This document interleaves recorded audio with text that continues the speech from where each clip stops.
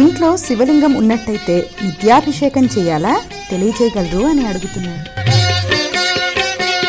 ఇంటిలో శివలింగం ఉండాలి, రోజు అభిషేకం చేయాలి. రోజు అభిషేకం చేయాలి.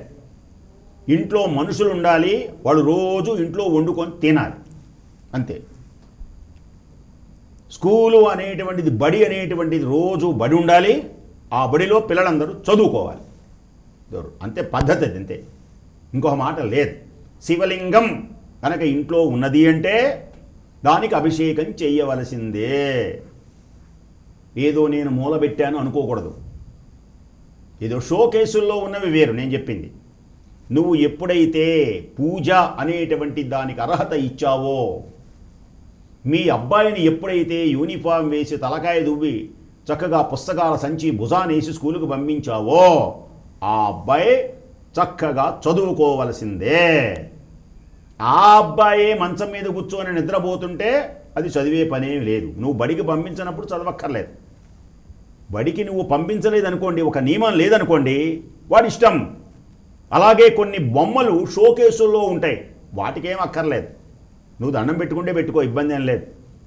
మన అబ్బాయి కూడా స్కూల్కి వెళ్లకుండా ఉంటే చదువుకుంటే బాగుండేదిరా అను, ఇబ్బంది ఏముంది? 10 సార్లను, తప్పేం లేదు. అయితే నువ్వు ఎప్పుడైతే ఒక నియమాన్ని పెట్టావో, ఒక ధర్మాన్ని ఆచరించడానికి ఉన్నావో, ఆ ధర్మమును నువ్వు ఆచరించినప్పుడు నువ్వు అధర్మపరుడు అవుతావు.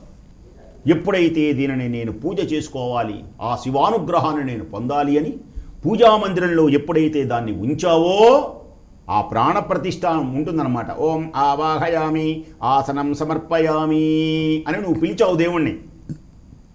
ఎప్పుడైతే పిలిచావో ఆ దేవుడికి నీవు అభిషేకం చేయవలసిందే, నైవేద్యం పెట్టవలసిందే. అమ్మో అనక్కర్లేదు. చాలా తేలిక మార్గాలు ఉన్నాయి. చాలా తేలికగా ఆ శివలింగం మీద 5 సార్లు నమశివాయ అని చెప్పి అభిషేకం చేయండి.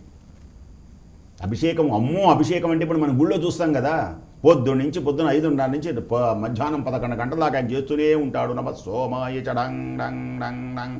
అసలు ఇంత టైము నేను ఇక్కడ చేస్తే నా అవతల ఉద్యోగం చూసుకోవాలి, ఇల్లు చూసుకోవాలి, మరి ఇవన్నీ ఉంటాయి కదా, మరి ఇవన్నీ అవన్నీ మనకెందుకులే అనుకోకూడదు. చక్కగా తేలికగా మార్గం శివ పూజా విధానం ఉన్నది. శివ పూజా విధానంలో శివలింగమును ఎవరైతే ఇంట్లో ఉన్నదో అష్టైశ్వర్య భోగ భాగ్యములు కలుగుతాయి. దాని పేరే శివం. శివం శివం శివం అంటే శుభం, శివం అంటే ఐశ్వర్యం, శివం అంటే ఆనందం, శివం అంటే మోక్షం. ఎవరి ఇంట్లో శివలింగం ఉన్నదో, ఎవరైతే ఆ శివలింగమునకు రోజు పూజ చేస్తున్నారో ఆ ఇంట దరిద్రం ఉండదు, అఖండ జ్ఞానసిద్ధి కలుగుతుంది.